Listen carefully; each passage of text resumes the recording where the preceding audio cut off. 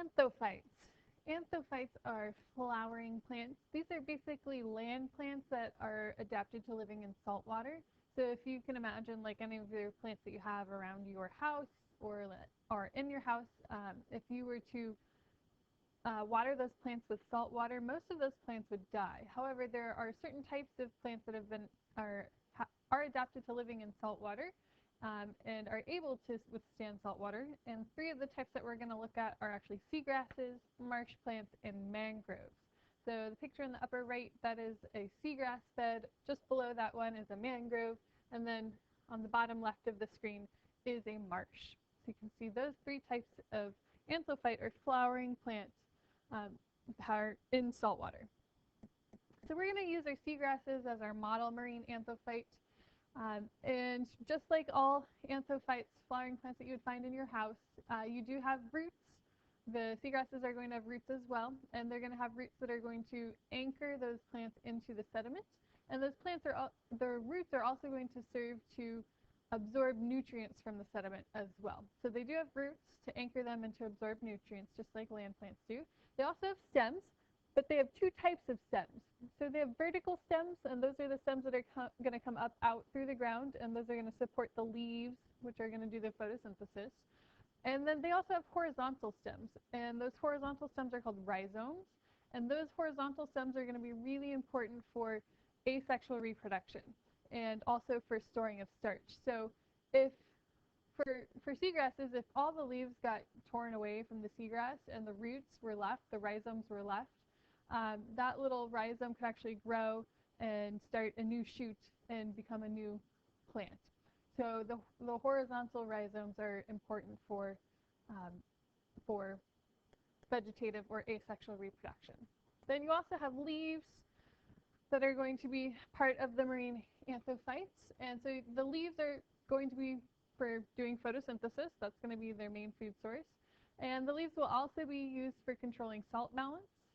So if there's too much salt in the plant, then the leaves can get rid of that excess salt to help to restore the osmotic balance and make sure that the plant doesn't die.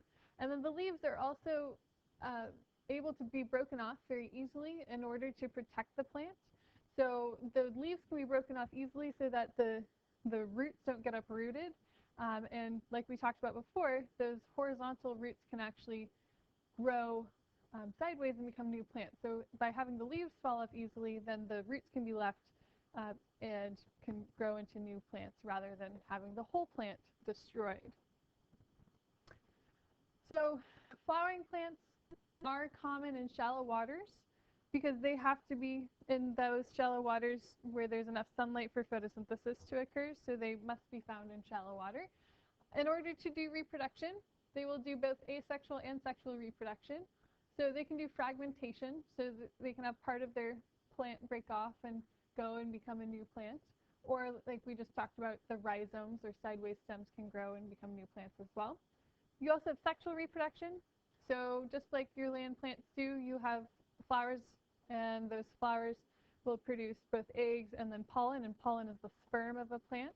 And in land plants, the pollen is specialized to be carried around by like bees or by the wind or something like that. But in plants that live in the water, the pollen is going to be a little bit different than that because they're going to be long and stringy to be carried around by the water. Seagrasses are the only flowering plant that does not need its roots exposed to the air. So seagrasses can stay their whole life underwater, whereas like other types of plants like marshes and mangroves, they need their roots exposed to the air for at least a little bit of time. Otherwise, the water just kind of sits there and it kind of starts to rot the roots, and then the roots die, and then the whole plant dies. But seagrasses are actually able to spend all the time underneath the water, and they don't have to worry about having their roots exposed to the air. On this picture, you can see where we find seagrasses, and it's everywhere that's in red. Notice it's all close to shore where the water is going to be shallower, and they're found at all latitudes. They're found wherever there is the right conditions for them. So they can live and thrive even when they're fully submerged all the time. Here's just some different kinds of seagrasses that you can find off the coast of California. So Philosphaedix is this upper left-hand picture. That's surf grass. That's going to be found in areas where there is lots of wave action. And so it's adapted to be able to live in areas where there's lots of wave action. And then you've got eelgrass in the upper right. That is going to be found in areas where there's not a lot of wave action, so where it's like in a lagoon, much less wave action, much more gentle waves. And then the bottom picture is turtle grass. That's not found around here, but the turtle grass is what many types of sea turtles will eat. Well, many, by many I mean one. The green sea turtle will eat the turtle grass. So that's how it gets its name, turtle grass. So here's your two types that are common in California, your eelgrass and your surf grass. And like we just said, eelgrass where there's not a lot of waves, surf grass where there's lots of waves. So seagrasses are going to be an autotroph, and they're going to serve as an autotroph in the environment. They'll have that ecological role. And as an autotroph, they will be eaten by herbivores like manatees and the green sea turtle and sea urchins and even some fish.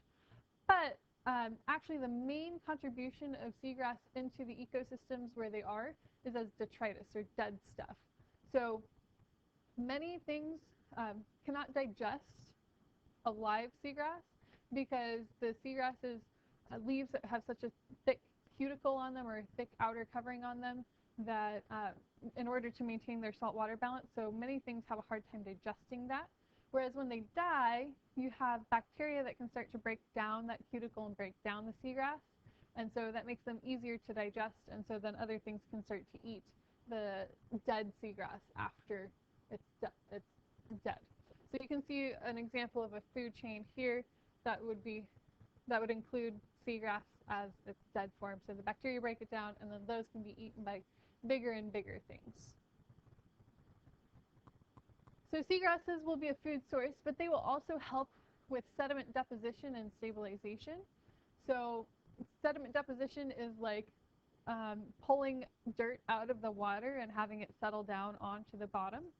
So it'll deposit the sediment on the bottom, and it's also helps with stabilization of the sediment. So like it helps to keep the sand where it is and to prevent erosion.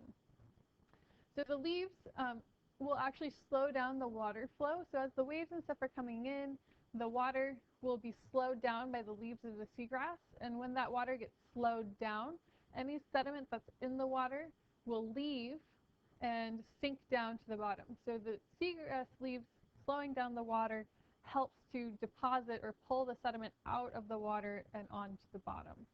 And then the roots and this whole like tangle of roots that occurs underneath the surface is going to kind of anchor the sediment into place and then also reduce erosion. So as the waves go out and you have currents and stuff, the seagrass will help to hold that sediment in place.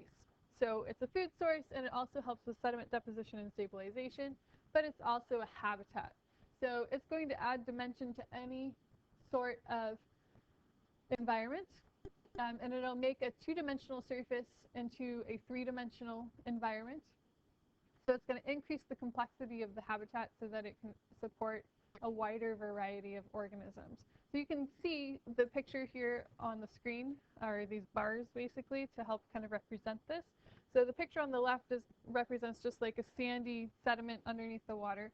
And in this environment, you can have things that will live maybe on the surface of the sediment or in the sediment itself. And now, if you take and you add seagrass to it, that'll increase the dimension of the habitat. So now you can have animals that will live in and amongst the seagrass or still on the bottom or in the sediment or even on the seagrass itself. So it will increase the habitat complexity and allow for other things to survive in that environment. The things that will actually live on the surface of the seagrass are called epiphytes. So they are plants and animals that grow on other plants. And so the picture here on the left is supposed to represent a seagrass leaf. Okay, so here's my little seagrass leaf, and then you've got like your little other snails, okay, and animals that live here on the seagrass itself, and they're called epiphytes. The seagrass is also going to help to provide a place for juveniles to hide. So you'll have little animals that can hide amongst these seagrasses from their predators. So it helps for juvenile animals to be able to survive and grow to become adults. Salt marshes. Salt marshes are located in temperate and subpolar regions.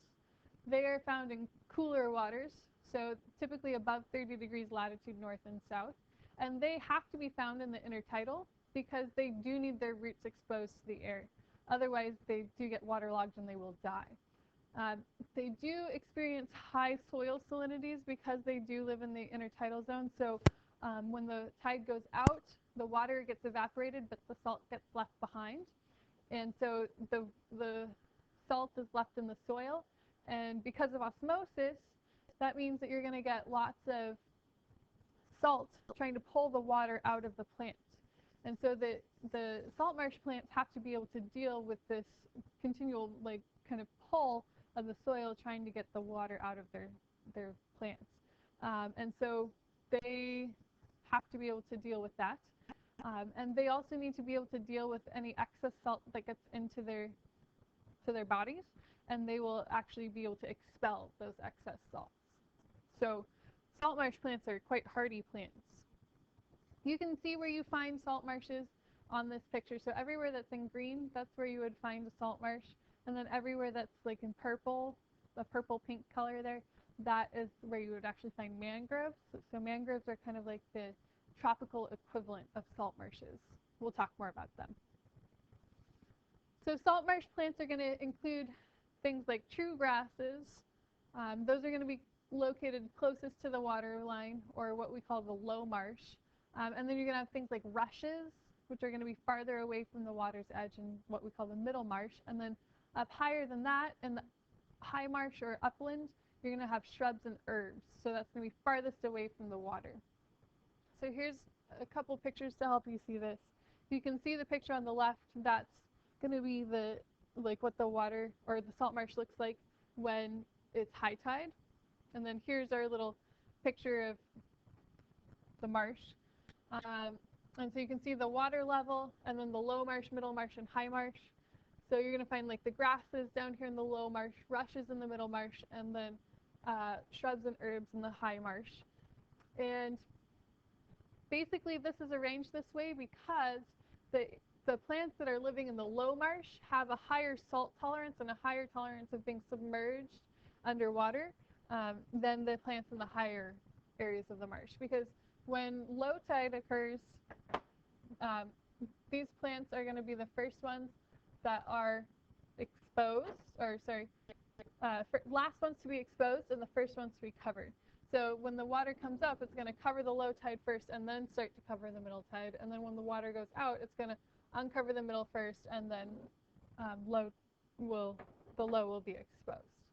So those plants are arranged based on how much salt tolerance they can withstand and how much they can stand to be underwater. Salt marshes are really, really important because they serve some very important ecological roles. They're going to be a filter. So they stand in between the land and the ocean. And so any sort of excess nutrients or pollutants that are running from the land into the water are going to have to run through the salt marsh. And the salt marsh will actually filter those things out and help to keep the water clean. They're also going to be a food source because they are a primary producer and can serve as a food source for many sorts of things. So migrating birds will actually stop in salt marshes in order to eat on their long migrations. And then detritivores will eat them, and all sorts of insects and stuff like that will as well. Salt marshes are also considered to be a nursery for many sorts of commercial species. So many of the species that we eat, they're going to spend part of their life in a salt marsh, especially when they're young, because that salt marsh is shallow and it's protected from open ocean predators. So it's a good place for babies to grow up. So salt marshes can be a nursery as well. And then you can also have marshes be a sponge. So when you get a storm that's coming, like a hurricane or a monsoon or something like that, the water level of the ocean rises. and can actually cause flooding. So it, this salt marsh, because it's got all these leaves and plants and stuff, it can actually act like a sponge and soak up some of that excess water that would occur, and actually save lots of like houses and stuff that would normally be flooded by the storm. Mangroves are our last type of marine anthophyte. These are basically trees and shrubs. So the term mangrove refers to trees and shrubs that can live in the intertidal zone. They are located in the tropics, so they have to be found in warm waters, and they are found in the intertidal zone because they have to be exposed to the air. They actually have special roots. So their roots actually prevent salt from entering into the plant. And so they don't allow salt to enter in, which could be a problem. If too much salt got into the plant, it could actually kill it. So their roots prevent the salts from getting in. And then they've got some other specialized kinds of roots. So they've got these things called prop roots. They're actually above ground that help keep the plant stable in this kind of like marshy, wet, unstable soil. So the prop roots help to keep them stable. The pneumatophores actually stick above ground as well and help to bring oxygen to the root system, which is pretty cool. And the anchor roots are below ground and keep the plant stable. So this picture right here is to show you the prop roots. So you can see all of these kind of like branching things. They look like branches, but they're actually the roots of the mangrove trees. And let me actually draw you a picture so you can see this. So if this is like my mangrove tree right here, okay, you're going to have the prop roots, also called the buttress roots, okay, that come out here, and then you're going to have like the soil here. And then below the surface, you're going to have all sorts of anchor roots that will move around and help to anchor the tree into the soil.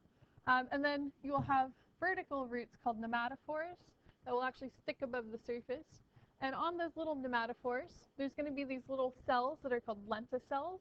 And those little lenticels will actually open when it's low tide, and they'll actually breathe for the plant. So it will take in oxygen from the atmosphere and send that oxygen down here to these deep roots that are going to need the oxygen in order to survive.